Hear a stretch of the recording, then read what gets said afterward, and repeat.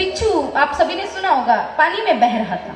महात्मा जी ने देखा ये बहा जा रहा तो उसको उठाने लगी। वो बार बार डंक मारता, छूट जाता, फिर बाबा जी बार बार उठाते, फिर डंक मारता, फिर छूट जाता, फिर बाबा जी डंक। एक बार बड़ी हिम्मत करके बाबा जी ने उसको पकड़ के किनारे में फेंक ही दिया और जोर से खून बहा। जब घाट के बाहर आए तो किसी जो आदमी देख रहा था बोले, बाबा जी आप पागल वागल हो, दिमाग ठिकाने हैं आपका कि नहीं? बोले क्या हुआ? बोले कि आप देख रहे थे कि बिच्छू डंक मार रहा है, फिर भी बार बार उसको उठाने का प्रयास क्यों कर रहे थे? बोले आप एक बात तो मुझे बताओ कि बिच्छू डंक क्यों मारता है? बोले क्योंकि वो उसका स्वभाव होता है, उसके पास हाथ पांव नहीं होते, डंक ही होते, जिसको छूता है डंक से ही छूता है। उसका स्वभाव होता है कि जिसको स्पर्श करेगा डंक से ही स्पर्श करेगा।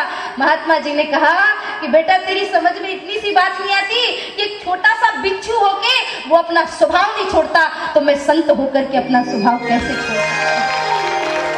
बिच्छू का स्वभाव अगर डंक मारना है तो संत का स्वभाव है डूबते हुए को बचाना। मैं अपना काम ही तो कर रहा था, तो संत का काम क्या है? डूबते हुए लोगों को बचाना।